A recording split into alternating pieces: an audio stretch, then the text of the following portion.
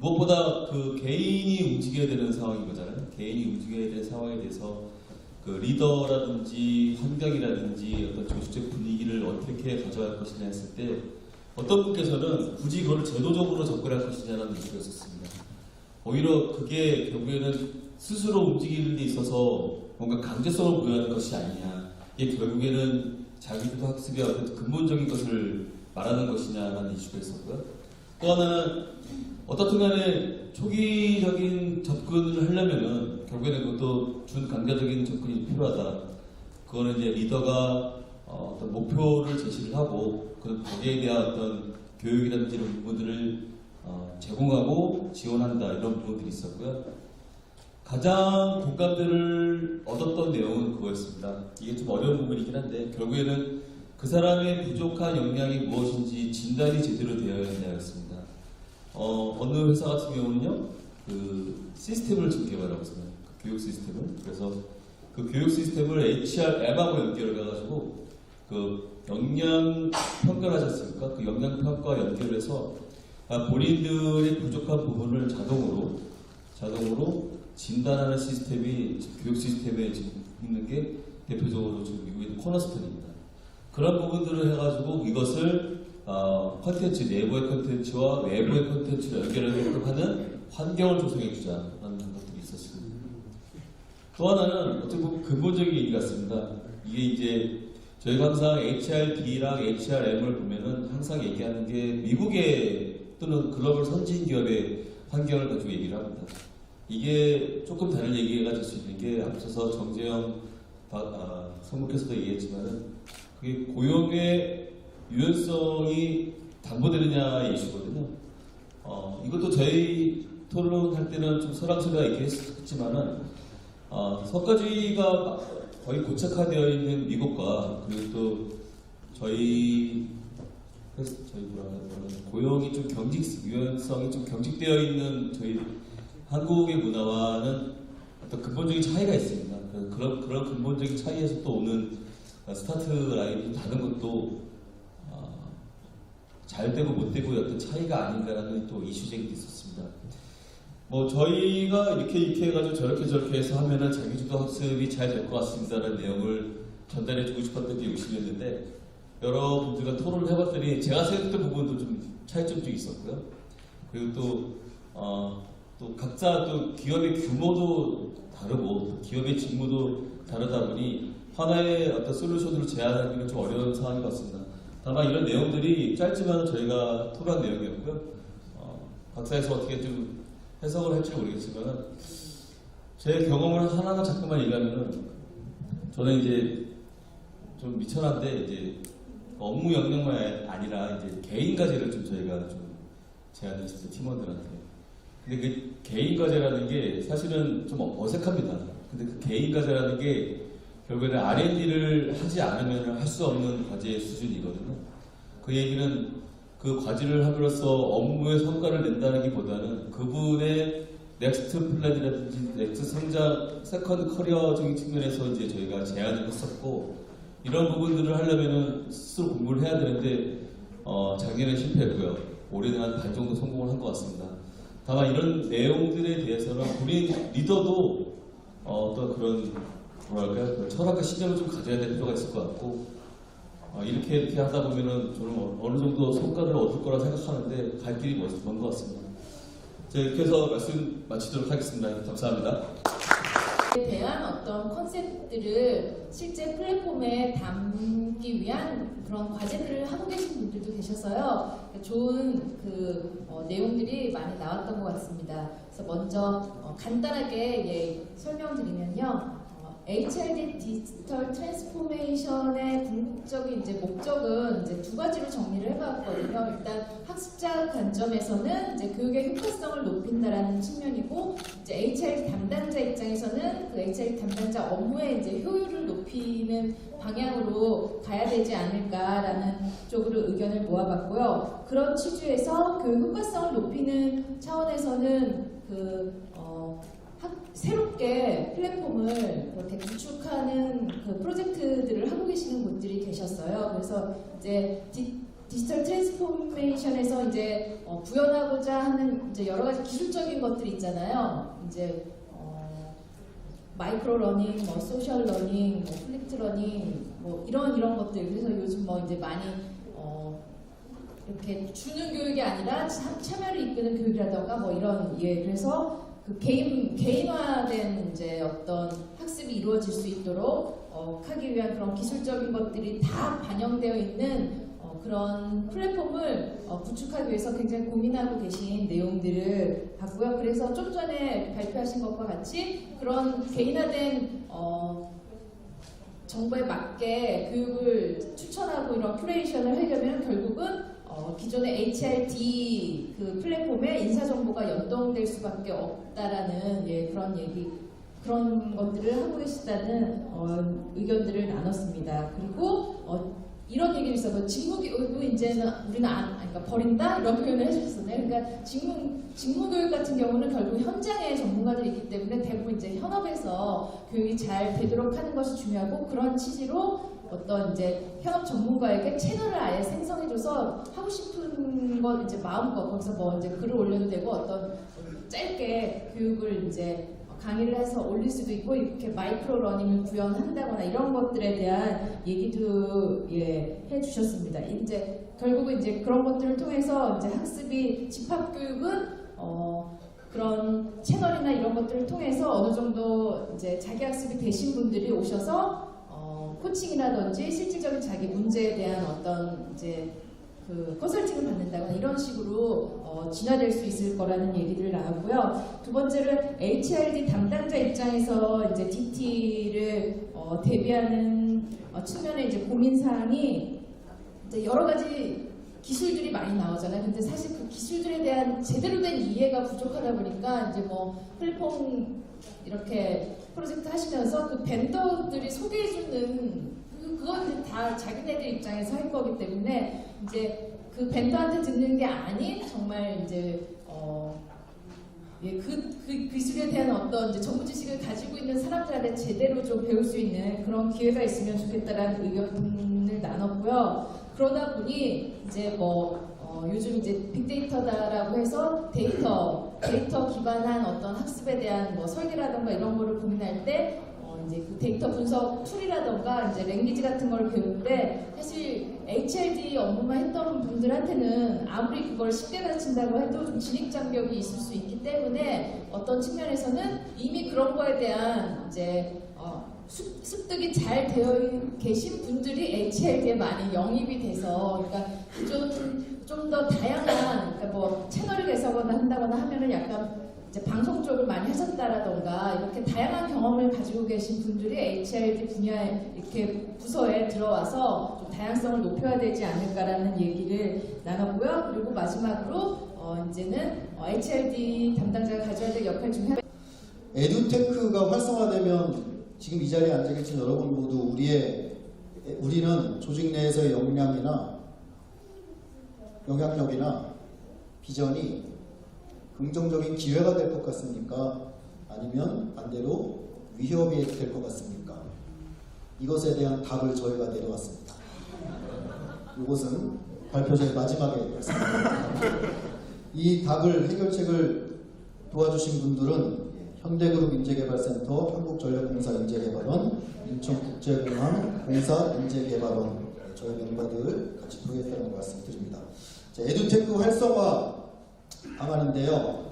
먼저 각사의 이슈 짤막하게 했는데 공통적으로 스마트 캠퍼스라든지 이건 뭐 가칭입니다만 그러한 어떤 모바일 학습 플랫폼을 구축하는 부분, 또 그 안에서 1인 미디어와 같은 콘텐츠를 다채로 보도 효과적으로 많이 활성화시키는 부분, 그 VR과 같은 그런 혁신 기술을 어떻게 학습 현장에 적용할 수 있을까, 이러한 것들을 공통적으로 이슈로 가지고 있었습니다.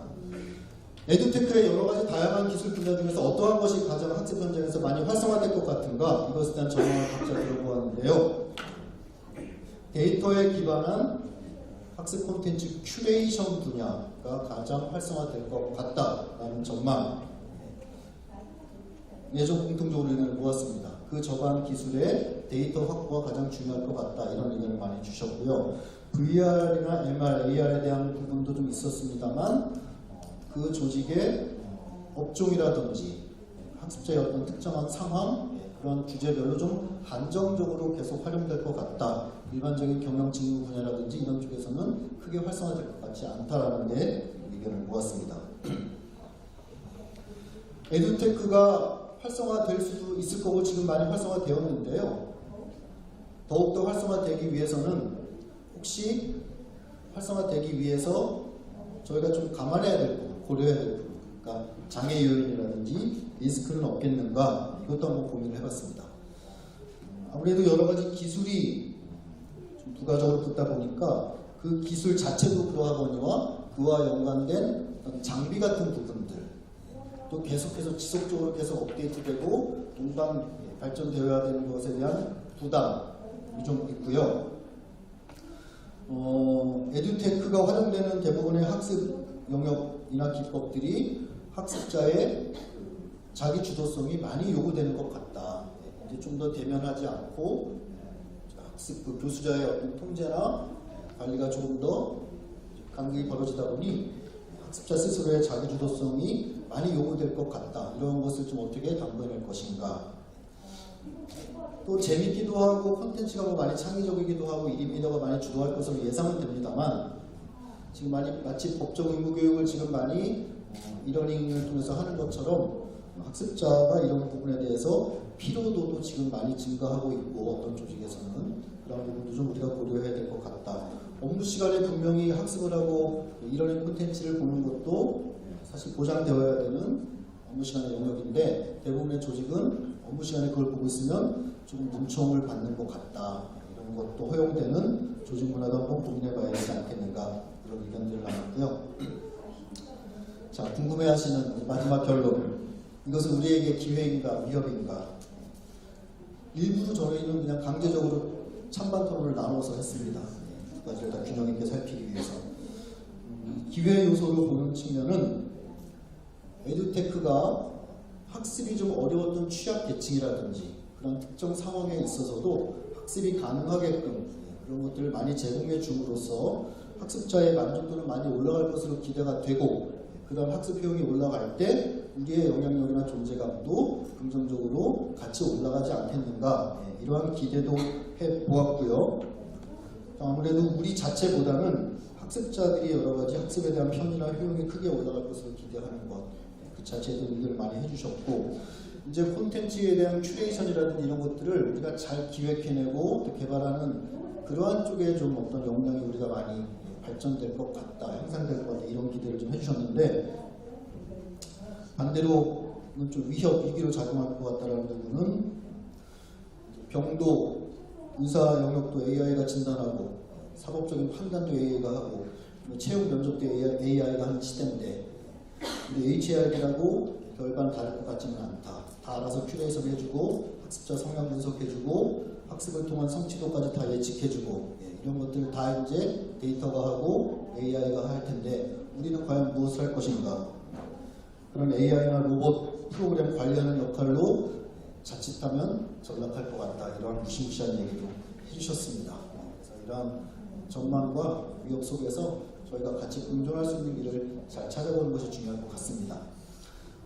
여기까지가 저희 조에서는 먼저 다들 고민을 많이 하고 계실 것 같고 특히 이 주제가 저희 그룹에 지금 현재 너무 필요한 내용이라 저도 좀 해안을 넣고 싶어서 함께 참여하게 됐습니다.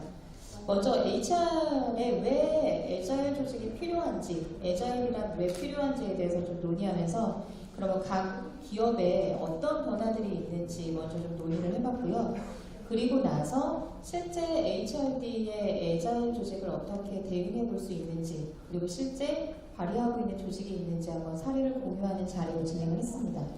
먼저 애자일이 왜 필요한지 그리고 어떤 변화가 있는지에 대한 부분을 말씀드리면 대부분 다 공감하실 것 같아요. 기업의 생존이 너무나 걸려있고 변화가 너무나 빠르기 때문에 더 이상은 지금의 시스템으로는 갈 수 없는 환경적인 변화 포인트 때문에 살아남기 위한 방법으로 애자일이 너무나 필요하다라는 데에는 다들 공감하실 것 같습니다. 그리고 우리에게는 과거에는 어느 정도 경험치를 가지고 답이 이 정도면은 있을 것이다 라고 생각을 해왔는데 지금은 더 이상은 어떤 게 정답인지도 모르고 이게 맞는 건지 이렇게 가는 게 정말 해당이 되는 건지도 모르는 상황에 살고 있기 때문에 이런 부분을 잘 예측할 수 없는 환경 속에서 우리가 할 수 있는 거는 자꾸만 신속하게 빠르게 변화하고 뭔가를 대응해보고 실패하더라도 뭔가를 얻어볼 수 있는 이런 애자일 방식이 굉장히 중요하다라는 포인트로 이야기를 좀 나눴습니다. 그래서 실제적으로 LG전자 같은 경우에는 경영진과 어떤 팀장이라는 중간층을 없애고 실제 구성원과 경영진을 직접 소통하게 하는 방식을 진행하고 있다고 하고요. 현대차그룹 같은 경우에도 직급을 굉장히 많은 단계가 있었는데 매니저와 책임 매니저 정도만 구분을 해놓고 임원도 뭐 이사든 전무든 다양한 그레이드가 있겠지만 상무로 다 통일해서 진행을 하고 있다고 합니다. 이 정도로 조직 안에 굉장히 많이 이 어프로치가 되고 있는 상황인데 그렇다면 어떻게 HRD 조직의 애자일을 접근시킬 수 있을 것인가를 했을 때 모든 분들이 다 공감을 하셨던 것 같아요.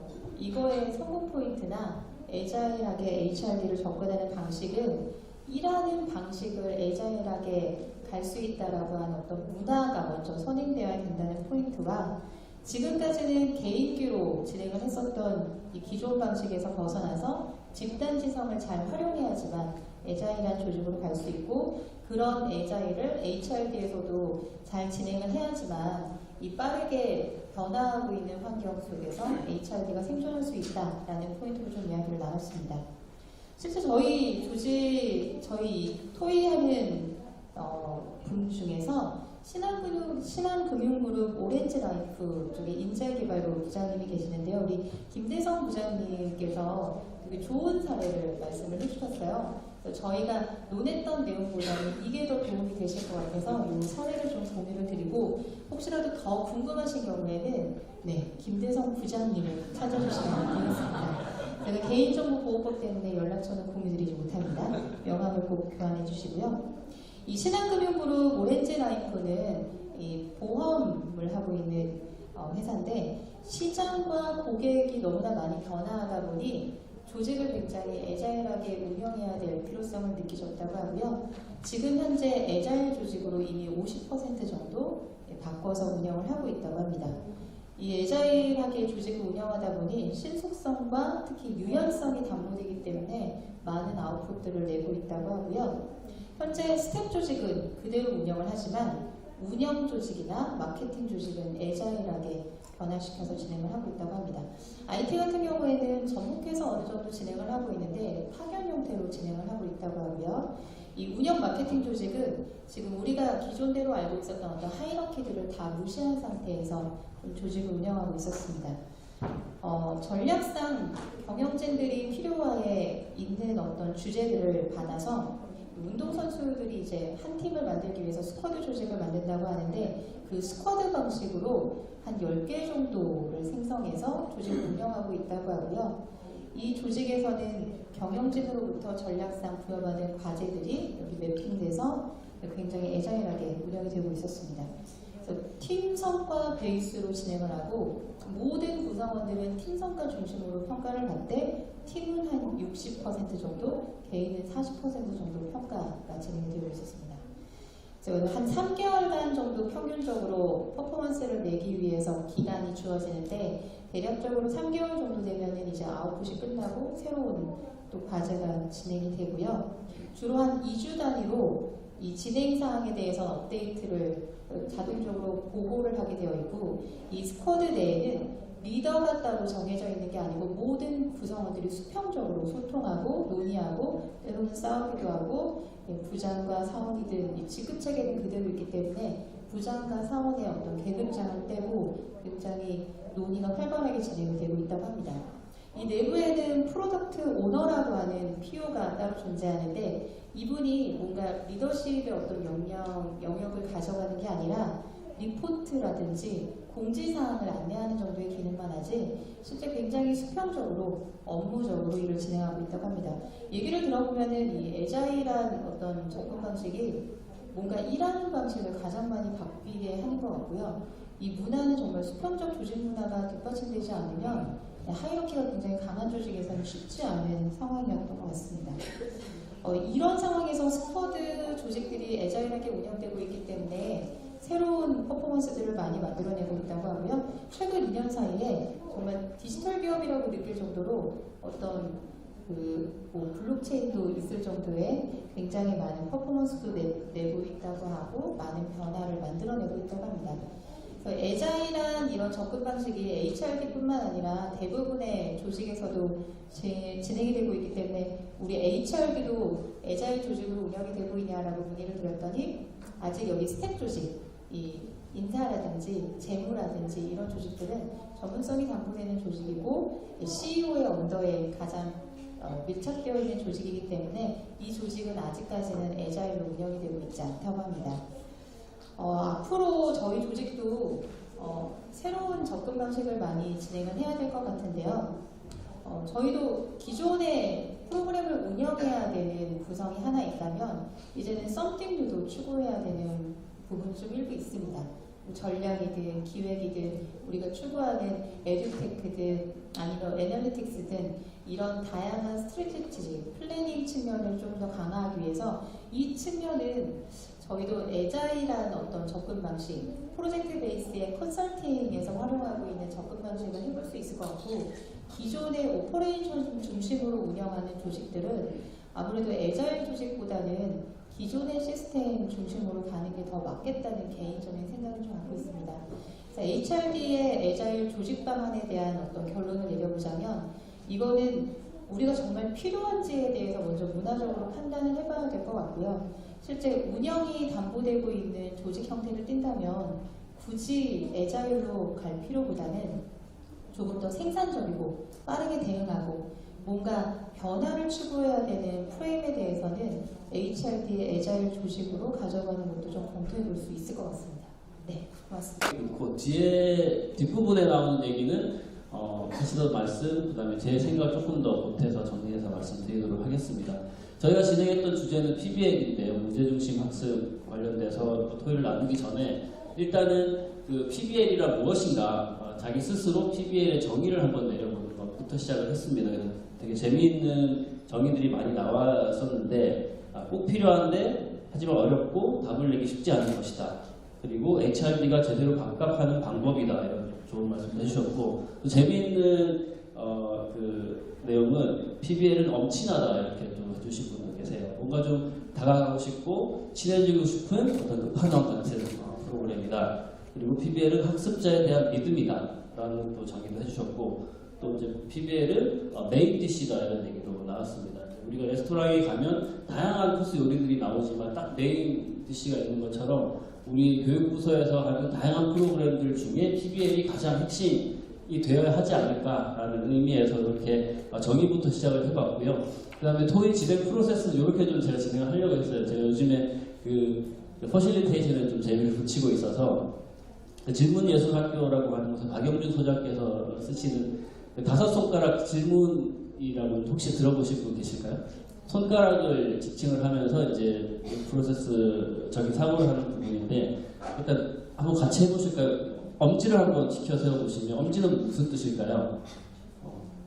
잘하고 있는 것. 그럼 우리 모이신 팀원분들이 PBL을 잘하고 있는 사례들을 좀 먼저 좀 공유를 했습니다. 그래서 CJ이재원에서는 전무님들 CEO 후보 대상으로 그리고 또 임원 후보분 대상으로 해서 한 5개월 정도 액션 러닝을 좀 탄탄하게 진행을 하신다고 해요. 그래서 CJ에서 가장 잘하고 있는 교육 2가지를 꼽으라라고 하면 액션 러닝과 멘토링을 꼽을 수 있다. 이렇게까지 좀 말씀을 해주셨습니다. 탄탄하게 잘 해주시고 계시고 이제 5개월 동안 액션 러닝을 하고 발표는 그 회장님 앞에서 직접 발표를 한다고 합니다. 그래서 학습자들이 어떤 몰입도라든지 뭐 긴장감도 높겠지만 그 발표의 퀄리티라든지 그런 것들이 아주 높게 진행이 된다라고 좀 공유를 해주셨고요.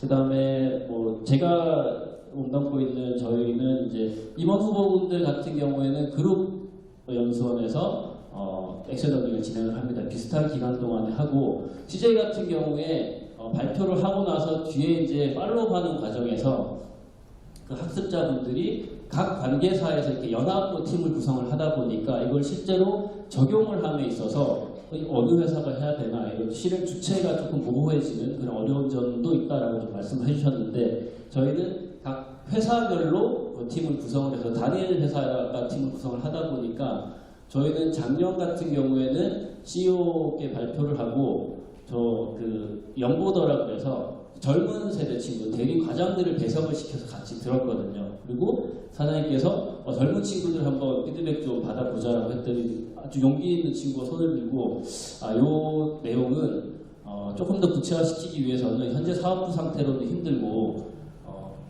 사내 벤처로 좀 한번 진행해보면 좋을 것 같습니다라고 이제 용감하게 제의를 해서 그 자리에서 사내 벤처가 결성이 됐고요. 작년에 사내 벤처로 인큐베이팅을 1년 동안 좀 해왔습니다. 그래서 아마 뭐 내년 상반기 정도면 조금 사업화까지 갈 수 있는 그런 좀 단계를 밟고 있고 관련된 기술을 가진 회사들 M&A도 준비를 하고 있고 이렇게 좀 진행을 하고 있습니다. 그리고 또 같이 토일하신 분들 중에 좀 리테일 쪽에 계신 분들이 계셨거든요. 파리크라 상이라든지 에이세컨즈라든지 그런 매장에서 이제 교육을 좀 많이 담당을 하셨던 분들은 어쨌든 그 리테일 쪽에 있어서는 그 라스트 마일이라고 하는 고객 접점에서 일어나는 그런 서비스 퀄리티가 가장 큰 이슈이기 때문에 그런 것들을 좀 달성하기 위해서 파리크라상 같은 경우에는 그 모바일 그 동영상 학습을 위한 플랫폼을 구축을 해놓고 아주 재미있게 Z세대에 맞게 우리의 새로 나온 빵 맛을 가장 고객에게 실감나게 전달할 수 있는 방법 이런 것들에 대한 컨텐츠도 만들어서 딜리버리를 하고 있고 전지적 알바 시점이라고 해서 이제 알바생들이 파리지행이라고 부른다고 하네요. 그 파리지행들이 느끼는 고충들 이런 것들을 좀 리더들이 좀 공감하고 현업에 적용할 수 있도록 이렇게 좀 진행을. 그리고 현대자동차 같은 경우에는 굉장히 비즈니스에 많이 좀 들어가는 그런 사례인 것 같아요. 요즘에 그랜저나 이런 차들이 아주 좋게 잘 나왔는데 그런 차가 잘 나온 그 배경이 프로그램이 있는 것 같은데요. 자동차를 개발하는 데 있어서 고질적으로 해결이 안 되거나 리콜이 계속 발생하는 그런 문제들 한 연간 한 10개에서 20개 정도를 과제화해서 외부의 전문 기관이라든지 교수라든지 업체에다가 우리 핵심 인재들이 같이 좀 인볼브를 시켜서 문제 해결도 하고 그 과정에서 그 전문가도 양성을 하는 그런 프로그램으로 진행을 하고 있었다라고 좀 공유를 했었고요. 그 뒤에 이제 하려고 했던 부분은 검진은 이제 그럼 우리 PBL의 목적이 무엇이냐, 왜 우리가 PBL을 운영을 하냐라고 했을 때 두 가지 정도인 것 같아요. 이 이슈를 이 프로그램을 통해서 이 문제를 해결을 하자, 이게 목적인 경우들이 있겠죠. 현대차 같은 경우는 그런 상황이었을 거고, 그 다음에 이 이슈를 해결하는 것보다는 그 과정에서 우리 핵심 인재들, 리더들의 문제 해결 역량을 좀 강화시키는 학습 목적이 더 강한 그런 케이스들도 있을 겁니다.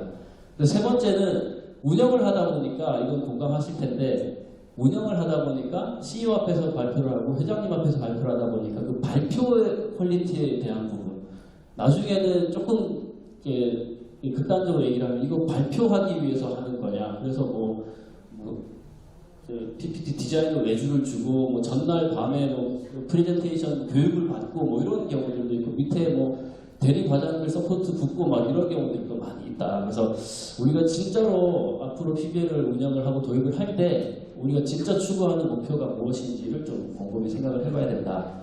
그리고 걸림돌은 PBL을 하는 데 있어서 걸림돌이라고 하면 탑다운에서 내려오는 이슈 같은 경우에는 아까 말씀해드린 것처럼 끝나고 났을 때 실행 주체에 대한 모호성, 연합으로해서 운영을 했을 때 누가 실제로 적용을 할 거냐, 그리고 KBS처럼 바텀업으로 올라갔을 때는 마찬가지고 이거 밑에서 올라왔는데 누가 사장님이 시킨 거야? 이거 우리가 왜 해야 돼? 라고 하는 좀 이렇게 연결되는 그런 부분들이 좀 어려움이 있었고, 또 가장 큰 또 이 걸림돌은 높은 인풋이 되겠죠. 아주 긴 리소스라든지 비용이라든지 그런 부분들이 좀 많이 좀 문제다라고 좀 얘기를 했고요.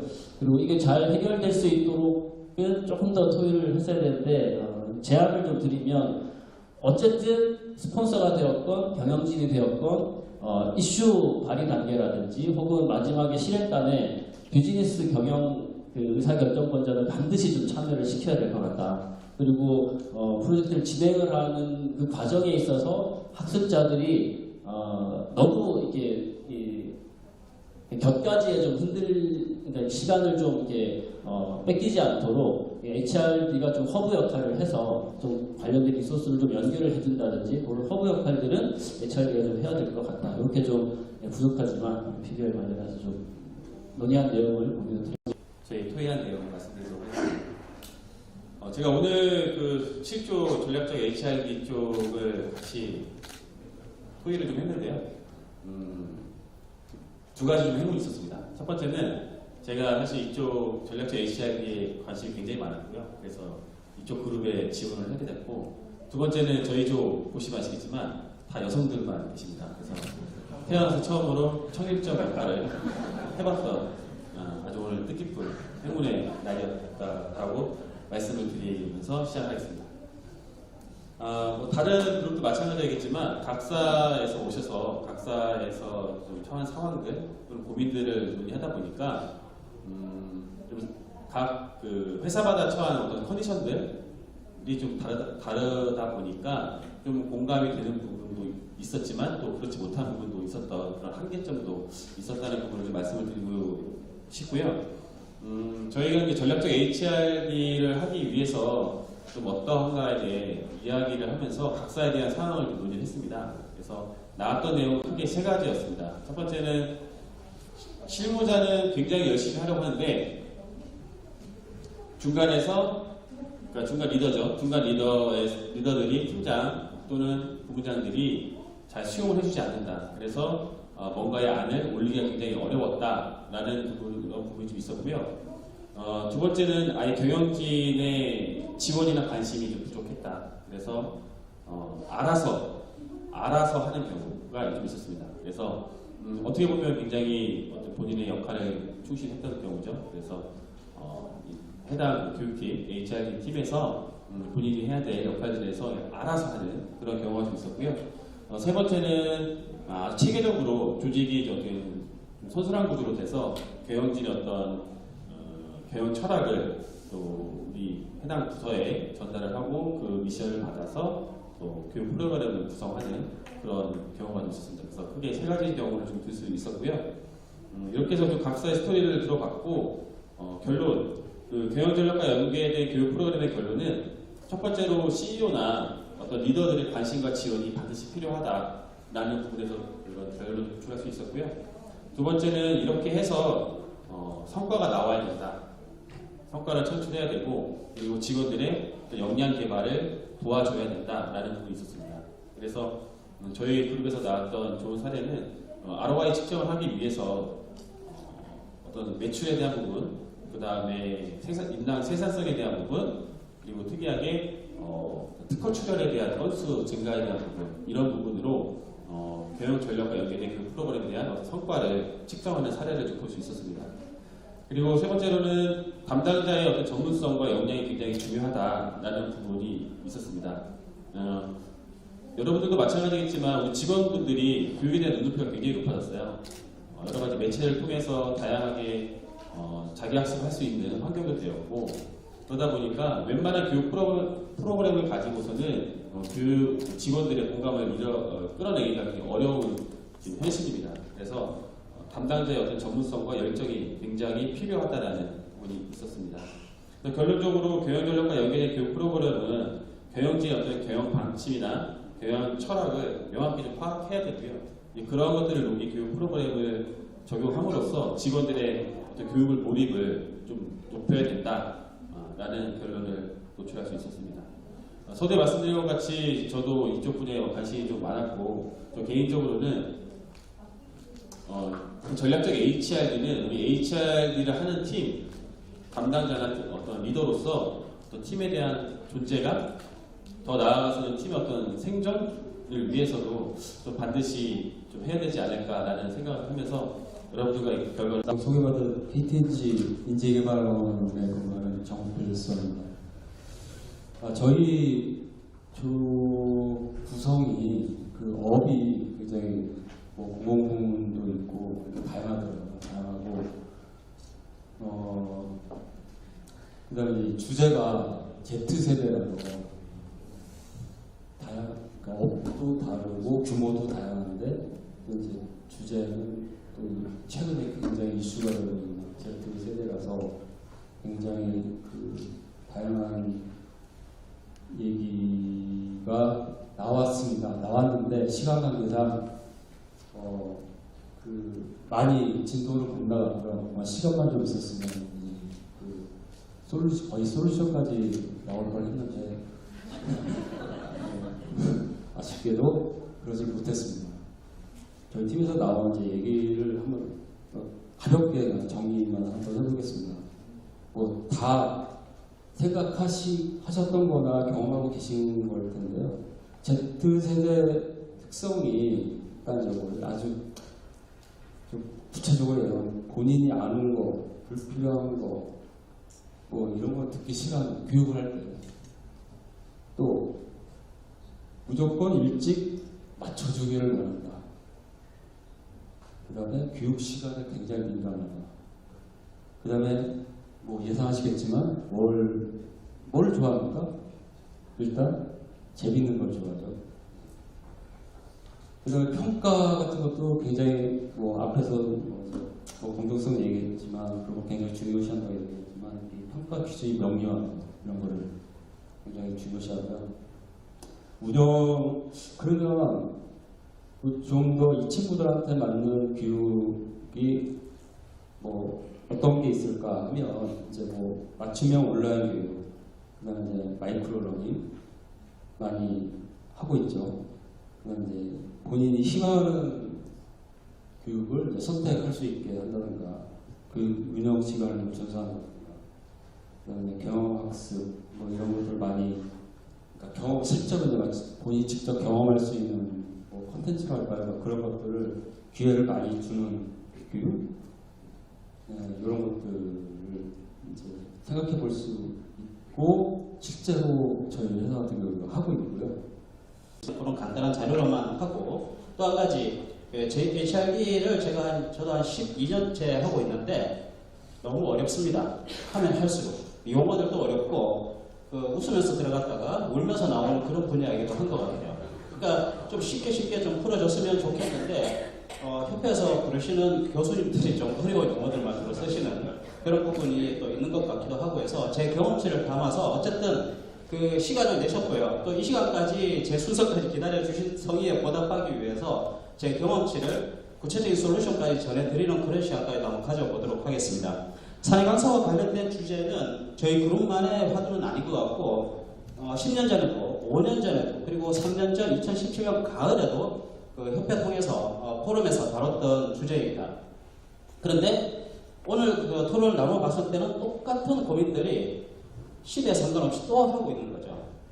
그러니까 이 사내 강사 활성화 제도 자체가 영원히 풀리지 않는 주제인가 라고 하는 부분에 의문을 제가 한번 던져보고 싶고요. 그래서는 안 된다라는 측면에서 저희가 내용을 한번 정리를 해봤습니다. 우선 제도적인 측면에 있었을 때는 저희 7분이 다 각자의 소속된 회사의 제도는 다 있어서요. 그리고 체계는 그 강사 단계별로의 체계가 있는 것과 아니면 풀 구성을 통해서 하는 것 그 차이가 있을 뿐 사내 강사의 그 지원 제도 자체의 금전적, 비금전적 그리고 제도적, 인사제도적 부분도 다 있으십니다.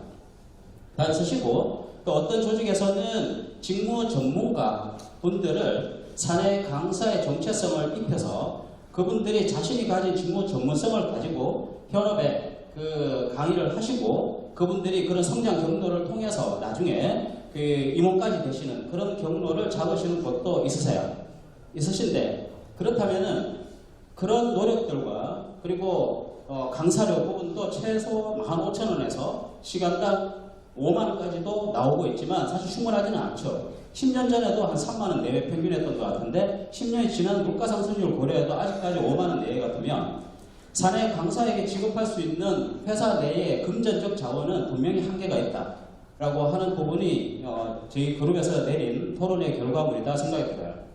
그런데 제도적으로 그렇게 많은 웬만큼 조직들이 다 가지고 있다라고 갖췄음에도 불구하고 저희는 10년째 아직도 이 고민을 하고 있는 것 뭔가 문제가 있지 않나라는 이슈를 한번 던져봅니다.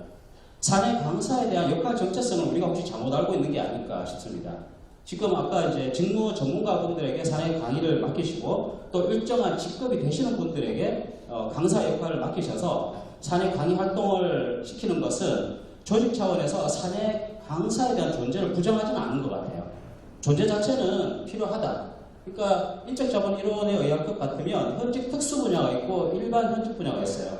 그러면 특수 현직 분야 같은 경우에는 그 조직의 특성을 잘 알고 있는 사내 강사만이 가능한 영역이기 때문에 사내 강사의 존재는 없어서는 안 될 부분인데, 그러니까 반드시 필요는 하고 없어지지도 않을 것이며 더 활성화해야 되는데 왜 우리는 아직 이 자리에 머물고 있나, 이 부분에 대해서 제가 제 경험치로 전달해 드린다고 하면 제도적인 접근은 사내 강사에게 처음부터 맞지 않습니다. 사내 강의를 한다라고 하는 부분은 기본적으로 타인의 성장을 지원하면서 내 삶을 완성한다라고 하는 그런 이타심에 기반합니다. 그런데 그것을 어떤 업무적인 역할로서 부가적으로 이제 제도적으로 강제, 준강제, 반강제, 준의무적으로 주다 보니까 아시다시피 강의를 한다라고 하는 남들 앞에서 선다라고 하는 이 자체가, 다수에게 선다는 자체가, 여기 사내 강의 활동하시는 분도 계십니다만 이거 굉장한 용기를 필요로 합니다. 용기를 필요로 하고 한 번은 가능하지만 두 번, 세 번 강의를 할 때는 똑같은 대상자가 중복되기 때문에 거기에 대한 컨텐츠나 딜리버리 방식이 또 바뀌어야 됩니다. 그럼 과정 설계라고 하는 부분이 들어가게 됩니다. 그리고 그런 부분들에 엄청나 많은 시간을 투여하게 되는 것은 회사가 거래적으로 이것을 줄 테니 하라라고 하는 부분에 한계가 있다는 거죠. 본인들이 주관적으로 느끼는 부분에 있어서 내가 밤새도록 이런 노력을 해서 이 콘텐츠를 만들어서 강의를 했는데 회사에서 주는 것은 기껏 시간당 15,000원, 3만원, 이것이 처음에는 보상적으로 왔다가 나중에 점차 부담으로 온다는 얘기입니다. 가르칠 자격은 가졌다 하더라도 반드시 가르칠 권리를 얻었다고 할 수는 없거든요. 가르칠 권리를 준 것은 교육생들의 평가고 그 교육생들이 불러줘야 내가 강의를 할 수 있는 거니까. 근데 우리가 제도적으로 접근한다라고 하는 것은 가르칠 자격을 줬기 때문에 권리도 있다라고 그렇게 착각하고 사내 강사를 정말 활성화시키고자 하신다 그러면 기본적으로 강사 비전을 가지신 분을 선발하셔야 된다는 얘기입니다. 주실 게 아니라 강사 비전을 가지신 분들을 선발하시면 처음에는 적을 겁니다. 적을 건데 잠재되어 있는 강사의 재능을 가지고 있는 잠재되어 있는 분들이 내가 강사를 할 수 있을지 없을지 아직 모릅니다. 해봐야 합니다. 해봐야 하는데 이미 그것을 스스로 검증해서 타인을 지도하고 가르치는 것에 재미를 느끼신 분들을 강사 비전을 가지고 있으면서 강의 기회가 주어지면 그 자체가 보상입니다. 그런 분들을 선발하게 되면 이런 구성을 내가 사내 강의를 통해서 나는 계속 나의 비전을 달성해 나가는 성장 경로를 걸을 거야 라고 하면서 선순환 구조가 되면서 그분들이 현장에서 강의하는 모습은 굉장히 행복하고 멋집니다. 그분들을 보고 있던 교육생들이 나도 강사가 되고 싶어 라고 하는 경로를 따르게 되고요. 저희는 공단이 저희 글로벌종단입니다만 강사를 없습니다. 그리고 주는 것이 솔직히 하나도 없습니다. 하나도 없고 교육학점만 주고 있습니다. 시간당 강의를 했기 때문에 교육학점만 주고 있고 아무것도 없습니다. 그런데 이분들이 보여주는 강의의 열정은 엄청납니다. 강의하는 모습 자체에서 그분들이 행복함을 느끼고 있다는 것을 봤고요. 그 강의 모습을 보고 멋있다라고 생각해서 2기, 3기 때 신입직원조차 자기도 강사가 되겠다고 신청을 합니다. 저희는 그분들 양성시킵니다. 그래서 다음 기수 신입직원 교육 때 그분들을 투입시킵니다. 전문성 하나만 보고. 그러니까 우리가 사내 강사라고 하는 부분의 제도적인 측면에 그동안에 접근했던 것은 결국은 거래적 리더십. 아까 말씀드렸던 처음에는 쾌락 정보가 될 수 있지만 시간이 지나면 나의 노력에 비해서 주는 보상이 작다라고 생각하면서 위에 공포 정보로 가게 됩니다. 그래서 회피 동기로 가는 거죠. 제도적 접근하는 것은 그런 영향이 있습니다.